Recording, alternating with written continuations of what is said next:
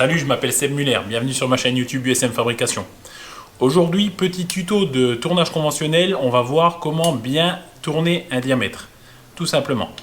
Alors c'est un tuto qui s'adresse plutôt aux usineurs qui débutent, hein, mais c'est vrai que ça fait pas de mal de temps en temps de réviser un petit peu les bases. Alors je vais vous donner la méthode pratique, hein, entre guillemets. Il n'y aura pas de calcul scientifique pour trouver la rotation, l'avance. Voilà, je vais vous donner des bases simples qui marchent quasiment à chaque fois. L'acier qu'on va utiliser dans ce tuto, c'est un XC48. Donc c'est un acier qui est super pour l'usinage, hein. Il est plus dur qu'un E24. Il est plus mou qu'un 42C4 traité. Pour débuter et apprendre, c'est très bien. Les états de surface, ils sont bien en général, on n'a pas de soucis. Donc c'est le bon compromis pour ce tuto. Pour parler rapidement des vitesses de rotation, sur conventionnel, hein, je connais plus trop de gens qui calculent encore les vitesses. Au bout de quelques années de pratique, c'est vrai qu'on a plus tendance à faire ça au feeling. Donc sur ce tour là, j'utilise moi tout le temps plus ou moins les mêmes gammes de vitesse, hein, 215 tours, 315, 500, 800. Parfois 1000 tours quand c'est vraiment un petit diamètre, hein, pour une belle finition. En dessous des 215 tours, je vais utiliser seulement pour ce qui est perçage de gros diamètre, hein, quand par exemple je vais percer un trou de diamètre 40 avec un gros forêt ou 50. Quand je vais tarauder avec la taraudeuse, voilà, là je vais tourner 63 tours, 100 tours. Mais en général, c'est vrai que j'utilise tout le temps les mêmes gammes de vitesse. Par exemple, pour ce rond de 60 qu'on va usiner, je tournerai pour l'ébauche à 500 tours et pour la finition à 800 tours. Voilà, c'est après quand vous avez un rond de 20, admettons, vous pouvez tourner entre 800 et 1000 tours. Pareil pour un rond de 100, vous allez tourner à 315 tours par exemple. Après ça se fait comme je vous dis au feeling, hein, avec le temps et avec l'expérience, on arrive à définir tout de suite les bonnes vitesses. Ce qui nous reste encore à définir, c'est l'avance de l'outil à utiliser. Alors en théorie, c'est 0,4 mm par tour pour l'ébauche et 0,2 mm par tour pour la finition. Seulement sur les tours en général, il n'y a pas marqué 0,4 ou 0,2, hein. Il faut tâtonner un petit peu pour réussir à trouver les bons réglages. Alors ce qu'on va faire avec cette pièce, on va la monter et on va faire des essais donc d'ébauche avec pas assez d'avance, avec trop d'avance et avec la bonne avance pour voir justement ce à quoi il faut faire attention pour un bel état de surface et pour une pièce réussie. J'ai monté ma pièce. Première chose à faire, donc dresser la face. J'ai monté un outil à 45. Sur chaque pièce qu'on fait, la première opération à faire, c'est toujours dresser la face. Alors j'ai mis 500 tours, j'ai mis une avance qui correspond bien, hein, on verra comment la définir après. Allez, je dresse la face.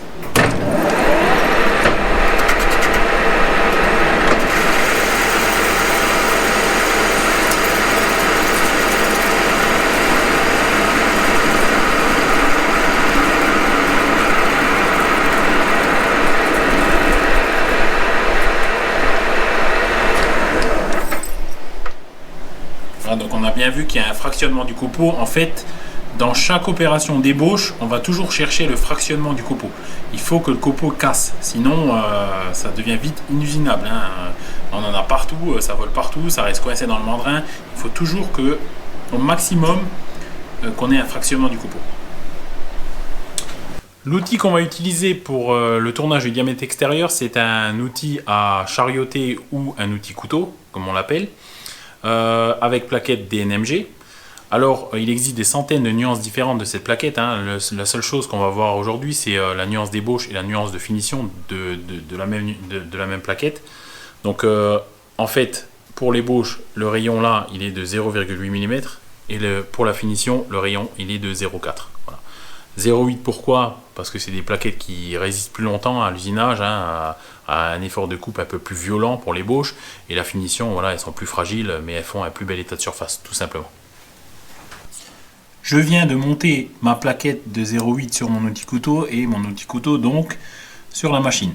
Mais il ne suffit pas de faire ça pour pouvoir usiner. Il faut faire un réglage de ce qu'on appelle la hauteur de pointe, c'est-à-dire que le bout de ma plaquette doit correspondre exactement au centre de ma contrepointe. Voilà. Donc, je règle jusqu'à que le bout de mon outil vienne pile à la hauteur de la pointe. Voilà. Et ensuite, je serre. Voilà, maintenant je suis prêt à usiner. Ma vitesse de rotation est ajustée à 500 tours, donc je vais maintenant volontairement mettre pas beaucoup d'avance pour vous montrer les effets sur la pièce directement. On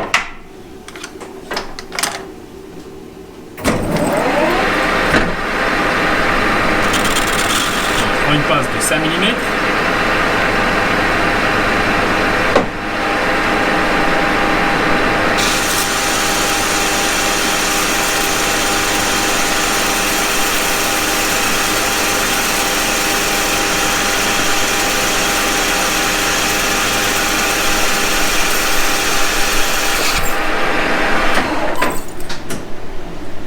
Voilà, on voit bien qu'il n'y a pas de fractionnement du copeau. C'est un paquet de fils. Hein. Voilà, donc c'est pas du tout ce qu'on veut pour les bouches. Hein.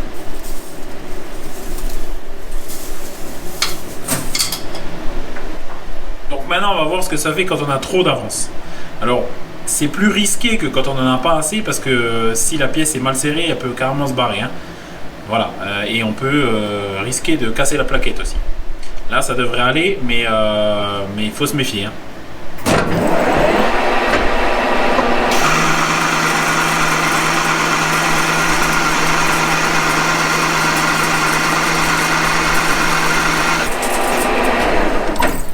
Alors là, on voit qu'il y a un fractionnement du copeau, hein, c'est sûr. Bon, l'état de surface, on dirait qu'il est fileté. Hein. Donc là, il y a trop d'avance. Alors, je pourrais en mettre encore plus. Alors, on va essayer pour voir. Donc là, je suis à fond.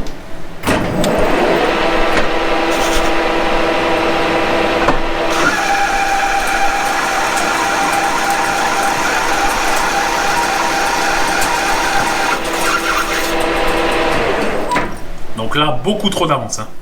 Beaucoup trop d'avance. Là, ça donne rien de bon. Le diamètre, on peut même pas prendre une cote là-dessus tellement il est strié. Donc ça aussi à proscrire complètement. Et maintenant enfin la bonne avance, hein, celle qui est vraiment adaptée à cette matière et puis à la plaquette. Vous allez voir tout de suite la différence. 5 mm de passe.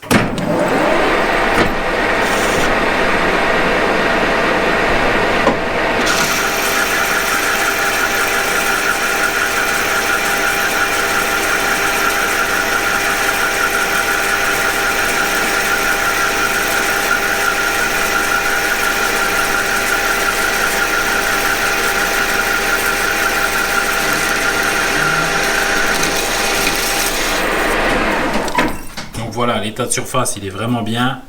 Le copeau, comme on l'a vu, il tombe directement dans le bac. Il n'y a pas de projection, rien. Là, c'est l'avance idéale pour les bouches.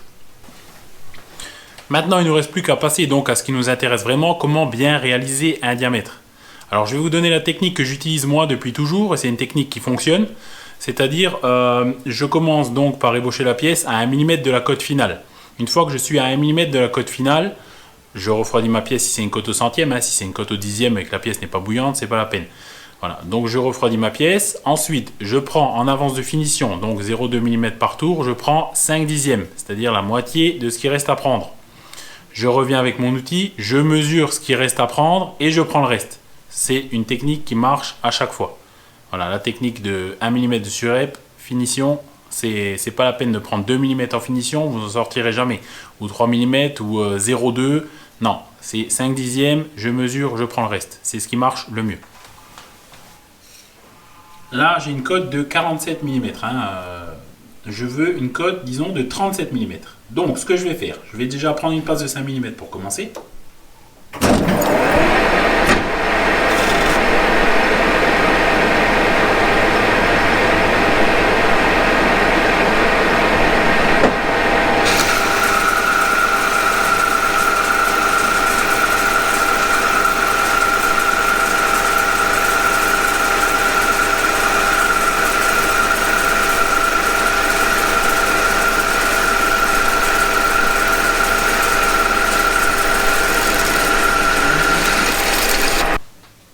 Ensuite, je mesure ce qui me reste à enlever pour me mettre à 1 mm de la cote finale. Donc là, je suis à 42, je veux 37. Donc je prends 4 mm. toujours en ébauche.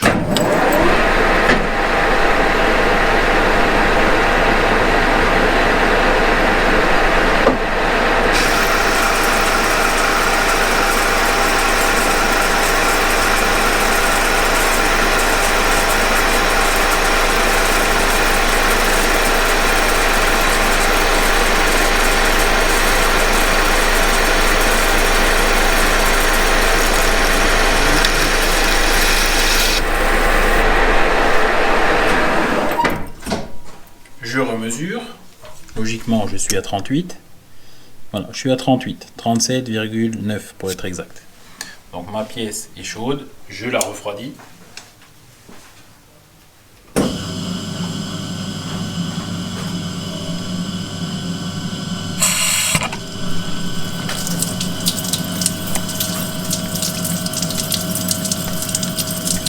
Donc maintenant je passe en mode finition. J'ai démonté ma plaquette de 0,8 pour la remplacer par une plaquette de finition au rayon de 0,4.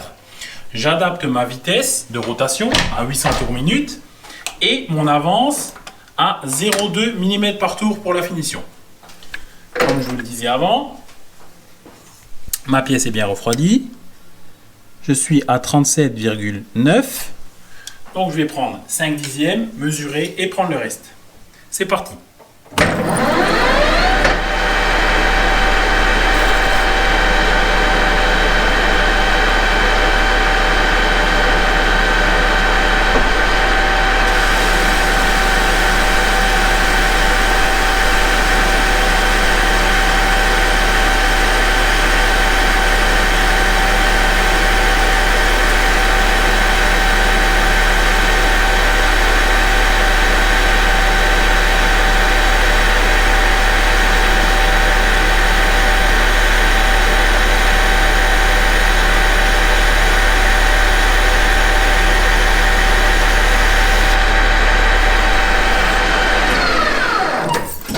Je contrôle mon état de surface, il n'est pas trop mal. Je mesure donc le reste, 5 dixièmes. Je prends ma dernière passe.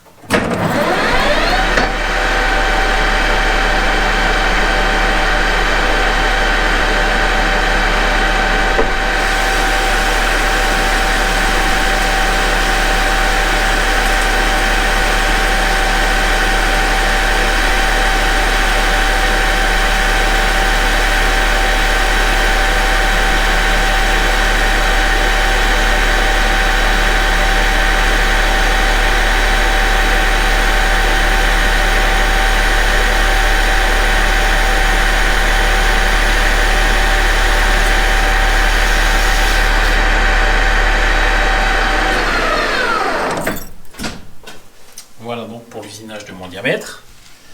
Je contrôle ma cote, 37. Voilà. Donc ça c'est bon pour une cote au dixième.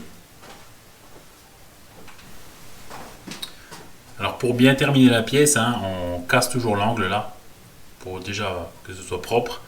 Et ensuite pour pas se couper. On laisse jamais un angle vif sur une pièce. On peut vite se blesser avec ça.